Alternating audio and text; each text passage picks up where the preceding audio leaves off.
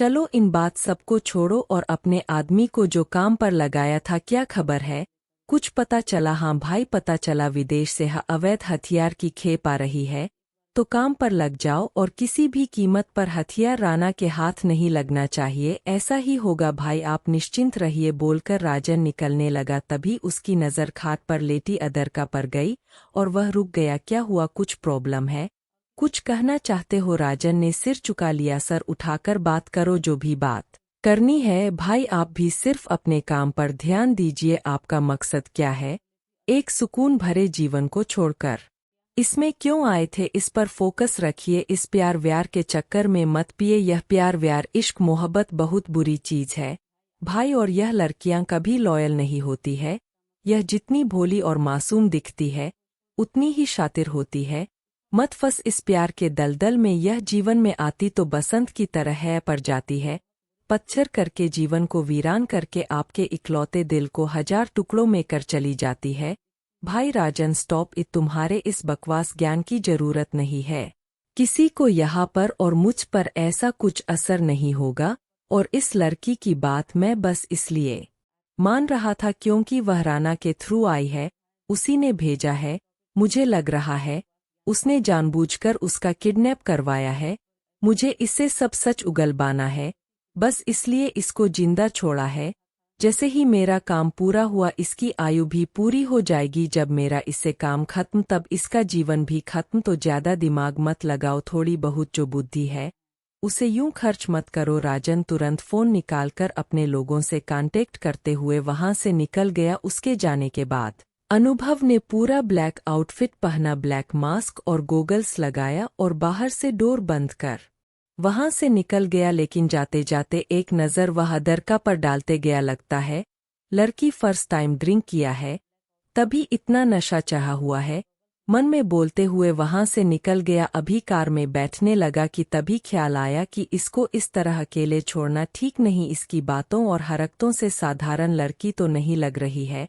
कहीं बीच में उसकी आँख खुल गई, ड्रिंक का असर कम हुआ तो भाग ना जाए। उसने कुछ देर सोचा, फिर तुरंत कुछ आदमियों को बुलाया और पहरा लगा दिया ताकि यह सेफ रहे और भाग ही ना सके। फिर वह वहां से निकल गया। पर आज बार बार दिमाग में वही लड़की घूम रही थी। अगर यह लड़की राणा से मिली हुई है, उसने जानबूझकर किडनैप करवाया है, तो फिर उसने ऐसा क्यों कहा? अपना घर बसा लो, जो चाहे कर लो, आखिर माजरा क्या है?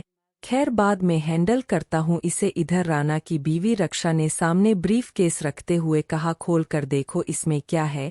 20 साल की वह लड़की तुम्हारे नाक के नीचे इतना बड़ा खेल खेल गई और तुम्हें भनक तक नहीं लगी। मैं पहले ही बोल रही थी, वह लड़की भले ही सीधी सादी दिख रही है, लेकिन उसके दिमाग में हमेशा कुछ ना कुछ अलग ही खिचड़ पकती है, कुछ अलग चलता रहता है।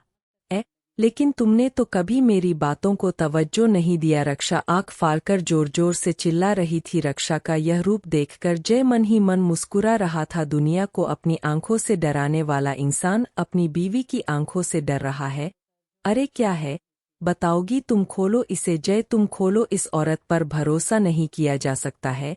क्या पता इसके अंदर बम हो और फूलते ही फट जाए और मेरी मौत आ जाए। राणा ने मन ही मन कहा। जय ने बफ केस खोला और सामने रखा। भाई इसमें कुछ पेपर है? देखकर राणा खी खी करके हंसने लगा। अरे बेवकूफ औरत, अच्छे से देखो, उसमें मेरे भाई राजा के करोड़ों की प्रॉपर्टी के पेपर है, जो मैंने अभी अभी उस लड़की अदरका के नाम से अपने नाम पर करवाया है। बेवकूफ लड़की आंख बंद कर भरोसा कर रही थी मुझ पर, तो उसका फल मिलना चाहिए कि नहीं पता है। वह बिल्कुल अपने बाप के जैसे ही है। उसका बाप भी मुझ पर आंख मूंद कर भरोसा करता था और उसका फायदा उठाकर मैंने उसकी गद्दी छीन ली। फिर उसकी जिंदगी भी, पर शायद अंत में उसे भनक लग गई थी और इसलिए सारी प्रॉपर्टी अपनी बेटी के नाम पर कर दिया और मैं उसकी बेटी के नाम से अपने नाम पर कर लिया और उसकी बेटी को उस खतरनाक माफिया अनुभव के हवाले कर दिया। बोलकर एक बार फिर ठहाका लगाने लगा। एक बार अपनी आंखें खोलकर देखो, यह जो नशा चाहा हुआ है सारा का सारा एक क्षण में उतर जाएगा। क्या है, तुम ही पढ़कर बताओ जरा। सर इसमें लिखा है कि आपके सौतेले भाई राजा की जितनी भी प्रॉपर्टी है वह अपनी बेटी अदरका के नाम पर है। और अब उसकी शादी होगी तो सारी प्रॉपर्टी का बराबर मालिकाना हक अदर का और उसके पति का होगा। राना जो दारू के नशे में तल्ली हो रहा था, कभी खी खी कर तो कभी ठहाके लगाकर हंस रहा था, उसका सारा नशा एक क्षण में दूर हो गया। वह तुरंत कमर से कटार निकालकर गरजता हुआ उठ खड़ा हुआ। जय, इतनी बड़ी गलती और हमसे कभी नहीं हो सकती। ठीक से पढ़ो, नहीं तो अभी के अभी तुम्हारे जुबान को काट कर फेंक दूंगा। जय तुरंत हाथ बांधकर सर झुकाकर खड़ा हो गया। माफ कीजिए भाई, पर इसमें जो लिखा है वही पढ़ा हूं। अगर आपको यकीन नहीं हो रहा है तो मैम को बोलिए पढ़ने के लिए। यह औरत तो नागिन है, यह तो मेरा अच्छा भी होता रहेगा तो बुरा कर देगी। मन में बोलते हुए ब्रफकेश को अपने सामने खींचा और एक एक पेपर खुद से देखने लगा तो सच में जो जय ने बोला था वही था। यह कैसे हो गया? वह लड़की नहीं, यह उस लड़की का काम नहीं है, उसमें इतनी हिम्मत नहीं है। जरूर इसमें कोई और मिला है, पेपर किसी ने बदला है। तभी उसे याद आया, साइन करते समय अदरका ने एक बार कहा था चाचू आपको पेपर पढ़ना है। तभी उसने कहा अरे नहीं मेरा बच्चा, तुम साइन करो, नाम ऑलरेडी पढ़ चुका हूँ। एक बार पढ़ूंगा तो भी वही रहेगा, बार बार पढ़ूंगा तो भी वही रहेगा, कुछ बदलने वाला नहीं है। याद आते ही उसने अपना सिर पकड़ लिया और हाथे हुए बोला मुझे लगता है हो ना हो कोई इसी घर का है जो उससे मिला हुआ है, वरना उस लड़की में इतनी हिम्मत नहीं है कि वह ऐसा कर सके। कौन है इस घर का? जयचंद सामने आ जाओ वरना मिनट के अंदर सबका सिर धड़ से अलग रहेगा। अब तुम सोचो कौन किस पर आंख बंद कर भरोसा कर रहा था, वह लड़की या फिर तुम? भाई यह सब बहस करना बंद कीजिए और याद कीजिए क्या लिखा है पेपर पर। शादी होते ही प्रॉपर्टी उस लड़की के साथ उसके पति का भी हो जाएगा, फिर तो आपको मिलना मुश्किल नहीं नामुमकिन सा है। और यह भी याद करिए आपने उस लड़की को अनुभव के हवाले कर दिया है, और इतना ही नहीं शादी करके घर गृहस्थ भी बसा लेने को कहा है। कहीं उसने आपकी बातों को मान लिया तो? यह उस लड़की को पता है तो हो सकता है प्रॉपर्टी का लालच देकर से शादी कर ले फिर, और अनुभव तो यही चाहता है। अगर उसे पता चल गया तो फिर उस लड़की से तो शादी जरूर कर लेगा। राना को चक्कर से आने लगा, वह चेयर पर धम से बैठ गया। भाभी आप फैमिली डॉक्टर को बुलाइए। डॉक्टर को तुम बुलाओ। जय भाई हथियार का जखीरा आ रहा है, मुझे वहां भी जाना है। उधर रक्षा डॉक्टर को कॉल करने लगे। राना ने मोबाइल ले लिया और जोर से दीवार पर दे मारा। मुझे कुछ नहीं हुआ है जय, तुम उस कुछ आदमियों के साथ उधर जाओ और मैं अनुभव से बात करता हूँ, उस लड़की के बारे में पता करता हूँ। अगर उसने मार दिया तो फिर ठीक है, अगर वह जिंदा है तो पाताल में भी होगी तो मैं ढूंढ निकालूं। अब तक रात गहरी हो गई थी। राना ने अपनी गाड़ी में बैठकर निकल गया, पर मन में अजीब सी बेचैनी थी। आखिर इतनी बड़ी गलती कैसे? आज तक सबको मात देता आ रहा था और आज 20 साल की लड़की मुझे मात दे दी। इधर इधर जय अभी कुछ आदमियों के साथ हथियार बरामद करने के लिए पहुंच गया। इधर राजन भी अपनी आदमियों के साथ गया, पर राजन के जाने की भनक जय को लग गई और उसने तुरंत राना को बता दिया। जय अनुभव बड़ा शातिर है, अगर उसने राजन को भेजा है मतलब वह भी होगा, और वह आ गया तो हथियार हमारे हाथ आने से रहा। तो एक काम करो, तुम उसको रास्ते में उलझा हो, मैं पहुंच रहा हूं। पर भाई वह लड़की बाद में निपट, यह कई करोड़ का माल है, अगर पुलिस को भनक लगी तो फिर हमारे हाथ आने से रहा। जय ने राना के कहे अनुसार राजन और उसके आदमियों को रास्ते में उलझा लिया। दोनों गुटों में गोलीबारी होने लगी। राजन ने चुपके से अनुभव को कॉल किया, लेकिन अनुभव का फोन स्विच ऑफ था। राजन ने कई बार ट्राई किया पर हर बार फोन स्विच ऑफ आ रहा था। अब तक वह जल्ला गया, उसने फोन रख लिया और निपटने लगा सबसे। इधर राना भी खुद निकल पड़ा, लेकिन जब तक वह पहुंचता हथियार गायब हो चुकी थी, कुछ नामो निशान नहीं था। उसका दिमाग ऐसा भन्ना गया मानो फट जाएगा। यह क्या हो रहा है? एक एक कर मेरे हाथों से सब कैसे निकलता जा रहा है? कहाँ गलतियां हो रही है? वह तुरंत जैक को कॉल लगाया, पर तब तक उसके मोबाइल पर एक अननोन नंबर से कॉल आया। राना क्या हुआ? हथियार तुम्हें नहीं मिला, अब मिलेगा भी नहीं। एक बात और बताओ, हथियार नहीं, उसके साथ कई टन गोल्ड भी था। तुम कौन हो? मैं जो भी हूँ बहुत जल्द पता चल जाएगा। और हाँ, तुम्हारी रिटायरमेंट का समय आ गया है, माफिया के किंग से भी और अपने जीवन से भी बहुत जल्दी तुम दोनों से हाथ धो बैठोगे। बोलती है। उसने फोन काट दिया। राना बौखला गया। कौन है?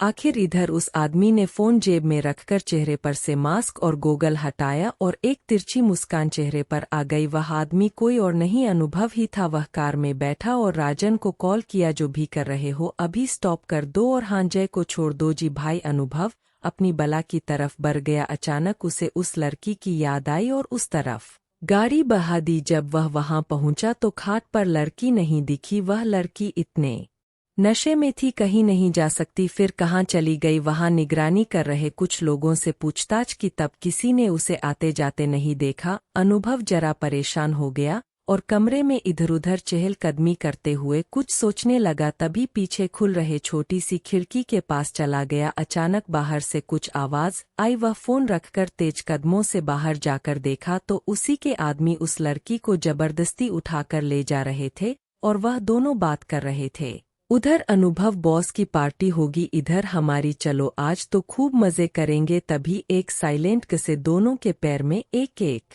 पोली लगी। कौन है बोलते हुए दोनों ने इधर उधर देखा। तभी अनुभव सामने आकर खड़ा हो गया। उसे देखते ही दोनों थर-थर कांपने लगे। अब उसकी नजर अदर का पर गई। वह अभी भी नशे में थी और उसकी शर्ट फट चुकी थी। गुस्से में अनुभव की सारी नस टाइट हो गई, पर कुछ बोला नहीं, बस अपना कोट निकाला और उसे पहना दिया। फिर उसे उठाकर अपने कार में लिटा दिया और मूर्ख दोनों के पास आया। इस लड़की को खाट पर से किसने उठाया? सर, इससे पहले किसने छुआ? प्रयास करने के बावजूद दोनों के मुंह से आवाज नहीं निकली। अनुभव को बर्दाश्त नहीं हुआ और अगले ही क्षण चॉपर से दोनों के हाथ काट डाले। दोस्तों, कहानी आगे जारी रहेगी। वह लड़की खाट पर सो रही थी तो उसे किसने सबसे पहले हाथ लगाया? उसे किसने उठाया? किसके कहने पर हाथ लगाया? डर के मारे दोनों की घीघी बंध चुकी थी, मुंह से आवाज नहीं निकल रही थी। गुस्से में अनुभव अपने बालों में हाथ फिराने लगा और अगले ही पल चॉपर से दोनों के हाथ काट डाले। पैर में पहले ही गोली लग चुकी थी, अब हाथ कट गया। दोनों जोर जोर से चिल्लाने लगा, भाई मुझे माफ कर दो, मुझे बहुत बड़ी गलती हो गई, पर हमने इसके साथ कुछ भी गलत नहीं किया। एक सो रही लड़की को नींद में उठा लिया, उसके शर्ट फाड़ डाले तुमने और फिर भी बोल रहा कुछ नहीं किया। वो भाई देखकर मन मचल गया। हमने इसे उठा तो लिया, पर अब तक इसके साथ हमने कुछ गलत नहीं किया था। वह तो मैं समय पर पहुंच गया, इसलिए अगर नहीं पहुंचा होता तो दर्द और डर के मारे दोनों कराह रहा था, चाहकर भी कुछ नहीं बोल पा रहा था। अरे मैंने पूछा, अगर हम समय से नहीं पहुंचे होते तो अपनी बात पूरी करता। उससे पहले ही गोली आर पार हो चुकी थी और वह दोनों वहीं ढेर हो गया। अनुभव उसे वहीं छोड़कर अपने कार के पास आ गया और डोर खोलकर अंदर जाकर उसके पास बैठ गया और उसे एकटक देखने लगा। अचानक उसकी कही बातें दिमाग में कौंध गई। अरे तू है ही इतना हॉट डैशिंग बंदा, किसी के साथ भी ऐसा हो सकता है यार? याद आते ही एक छोटी सी मुस्कान चेहरे पर आ गई। उसने उसको कोट ठीक से पहनाया और पिछले सीट पर छोड़कर खुद ड्राइविंग सीट पर आ गया और ड्राइव करने लगा। पर पता नहीं मन में क्या हुआ, कुछ दूर जाने के बाद अचानक गाड़ी रोका और उसे अगले सीट पर ले आया। फिर उसे अपनी गोद में रख लिया और ड्राइव करने लगा। ड्राइव करते करते बीच में वह उसे देख भी लेता। पता नहीं यह क्या हो रहा है मेरे साथ, यह बदलाव कैसे हो रहा है? अपने आप है या फिर इस लड़की का असर है? मैंने इसे किडनैप किया था, मारने के लिए लाया था, फिर मैं उसे क्यों बचा रहा हूँ? कुछ पल के लिए ड्राइविंग स्लो कर दिया और उसे एकटक देखने लगा और ना चाहती हूँ भी अनायास उसके सर को चूम लिया। नींद में ही अदर का थोड़ी सी कसम सा आई और दोनों बाहों को मोड़कर कान के नीचे रखते हुए खुद में सिमट लगी। यह देखकर अनुभव ने तुरंत इसी का टेम्परेचर सेट किया और कोट के बटन को अच्छे से लगा दिया। फिर गाड़ी तेज कर सीधे अपने बला की तरफ बढ़ गया। अनुभव की बात सुनकर इधर आना वह खलाया हुआ था और बार बार अपने आदमी को कॉल कर रहा था। रिंग तो पूरी जा रही थी पर कोई कॉल रिसीव नहीं कर रहा था, तो गुस्से का ठिकाना नहीं रहा। वह कार में बैठा और स्टीयरिंग घुमाते हुए वहां से भागकर उस जंगल में आया जहां अदरका को किडनैप करके रखा था और उसी के दो आदमी अनुभव के आदमियों के बीच में घुसकर उसका गार्ड बनकर उसकी पहरेदारी कर रहा था। वह जब यहाँ आया तो का नहीं दिखी, लगता है वह दोनों उसे लेकर भाग गया। चलो अच्छा है, अब तक तो उसे ठिकाना लगा दिया होगा, मन ही मन बोलकर वह बाहर निकला तो कुछ ही दूर पर दोनों आदमी का लाश देखकर वह चौंक गया। इसे किसने मारा? अनुभव ने या फिर उस लड़की ने? नहीं, वह लड़की अकेले इसे नहीं मार सकती, तो फिर किसने मारा? कहीं उस अनुभव को ने तो नहीं? ओह गॉड, कहीं उसे यह ना पता लग जाए कि दोनों मेरे आदमी थे और मैंने ही भेजा था। बोलते हुए वह इधर-उधर देखने लगा तो वहीं एक बुलेट परी मिली। उसे उठाकर देखा, फिर वह उल्टे पांव वहां से भागा। अपने विला के गेट पर पहुंचते ही गार्ड ने तुरंत मेन डोर खोला और ग्रीट किया। अनुभव कार अंदर लेकर आया और पार्किंग एरिया में लगाकर खुद डोर खोलकर उस लड़की को बाहर निकाला। वह अभी भी गहरी नींद में थी तो खुद से चल नहीं पाई। यह ड्रिंक इतना ना भी स्ट्रांग नहीं है जो इतनी गहरी नींद में सो जाए। पता नहीं इसकी आंख क्यों नहीं खुली अब तक, अनुभव ने मन ही मन कहा। फिर उसे अपनी बाहों में उठाकर घर के अंदर चला गया। यह देखकर गार्ड और वहां काम कर रहे नौकरों के बीच मानो अफरा तफरी सी मच गई। कौन है यह लड़की? बॉस ने इसे गोद में क्यों उठाया है? मतलब जरूर कोई खास होगी इनकी। कौन? कहीं गर्लफ्रेंड तो नहीं, उनकी गर्लफ्रेंड नहीं हो सकती। लड़के नाम से ही उन्हें नफरत है, पर जिस तरह से उन्हें उठाए है, जो फिक्र उनकी आंखों में दिख रहा है, उसे तो यही लग रहा है कि यह जरूर उनके दिल के करीब है। अपनी आंखों के सामने देखते हुए भी किसी को यकीन नहीं हो रहा है। आखिर लड़की कौन है? जिंदा है या मरी हुई है? लगती तो जिंदा ही है। सब अपने मन में बोल रहे थे। तभी अनुभव ने तेज आवाज में कहा, सब अपने काम में लगे रहो, किसी की नजर उठनी नहीं चाहिए। सबका सिर झुका ही रह गया और अनुभव उस लड़की को लेकर अपने बेडरूम में चला गया और काउच पर उसे लिटा दिया। इस लड़की को अभी भी नींद में देखकर अनुभव को गुस्सा आ गया और उसका जबरा कसकर पकड़ लिया। मना करने के बावजूद भी पीने की क्या जरूरत थी? इतनी मनमानी तो नहीं चलने दूंगा मैं। फिर अपनी ही कही बातों को गौर करते हुए उसने तुरंत उसका जबरा छोड़ दिया। अरे यह मैं क्या और क्यों बोल रहा हूँ? यह कुछ भी करें, अपनी लाइफ कैसे भीज कौन होता हूँ उसे रोकने वाला? लेकिन इस लड़की को होश में लाना पड़ेगा। इस तरह इसे बाहर नहीं छोड़ सकता और ना ही अपने बेडरूम में रख सकता। ओह यह क्या आफत पल्ले पर गई है। कुछ देर तक वह सोचता रहा, फिर उसे अपनी बाहों में उठाकर बाथरूम में सावर के नीचे लाकर खड़ा कर दिया और सावर ऑन कर दिया। वह कुछ देर तक उसे थामे रहा, लेकिन जब उसकी आंखें थोड़ी खुलने लगी, जरा होश में आने लगी, तो उसे छोड़कर बाथरूम से बाहर निकलने के लिए मुड़ा। तभी वो लड़की पीछे से उसके पीठ पर आट की। वह अभी अधखुली आंखों में थी। अनुभव मुड़ा और उस लड़की को अपने से दूर कर वापस सावर के नीचे खड़ा करने लगा, लेकिन अदरका ने आगे बढ़कर उसे लिपट गई और सीने पर सिर रख दिया। वह उसे हटाने की काफी कोशिश कर रहा था, पर अदरका की पकड़ और मजबूत होती गई और छोड़ने का नाम नहीं ले रही थी। अपनी पकड़ ढीली नहीं कर रही ही थी। तब न चाहते हुए अनुभव भी उसे पकड़कर सावर के नीचे खड़ा हो गया और दोनों भीगने लगे साथ में। वह तो अच्छे से होश में नहीं थी, पर अनुभव पूरे होशो हवास में था और भीगते हुए अदरका को बेहद गौर से देख रहा था। भीगती हुई वह बेहद खूबसूरत और मासूम लग रही थी। यह सिर्फ मासूम दिखती है, वास्तव में है नहीं, अनुभव ने मन ही मन कहा और अपने ऊपर नियंत्रण रखने के बावजूद एक हल्की सी मुस्कान चेहरे पर आ गई। उसके हाथ अनायास उठ गए और उसके चेहरे पर आ रहे बाल के कुछ लट को समेटने लगा, पर अपनी सोच को याद कर तुरंत उसके तेवर बदल गए। नहीं, मेरा मकसद पूरा नहीं हुआ है, यूं नरम नहीं पड़ सकता। उसकी भवें तन गई और दांत खींच लिया। उस गुस्से में घूर कर देखने लगा। यूं तो पानी गर्म ही था, लेकिन काफी देर तक भीगने की वजह से ठंड लगने लगी और दांत किटकिटाना लग। उसने उसका जबरा पकड़ हिलाते हुए कहा, ए लड़की, नशा कम हुआ? चलो आंखें खोलो अपनी। तुम कौन हो? मुझे यहाँ क्यों लेकर आए हो? पता है उस अनुभव को पता चलेगा तो तुम्हारा क्या हाल करेंगे? बहुत खतरनाक है, वह जिंदा नहीं छोड़ेगा तुम्हें। बोलते बोलते एक बार फिर उसकी आंखें बंद हो गई। अनुभव को समझ नहीं आया वह क्या बोल रही है, किसके बारे में बोल रही है। फिर सोचा शायद नशे में बबर कर रही है। उसने उसके हाथ में बाथरूम दिया और बोला, इसे पहनकर बाहर निकलो। और पूरी तरह से होश में नहीं थी तो बाथरूम हाथ से गिर गया। इस बार अनुभव ने जोर से कंधा पकड़ जग छरते हुए कहा, आंखें खोलो और इसे पहनकर बाहर निकलो, नहीं तो ठंड लग जाएगी। अब की बार अदरका बाथरूम पहन ली और धीरे धीरे चलकर कमरे में आ गई। अनुभव जोर से चिल्लाया, मेरे बेड पर मत बैठना, जो उस पर बैठो, देखो वहां काउच है, वही बैठना। लेकिन वह लड़की बेड पर बैठ गई और बाथरूम पहने हुए ही निरल हो गई। अगले सुबह क्या होगा जब उसकी आँख खुलेगी, जानने के लिए अपना साथ बनाएं। अगर आपको वीडियो पसंद आए तो लाइक और सब्सक्राइब करना न भूलें। धन्यवाद।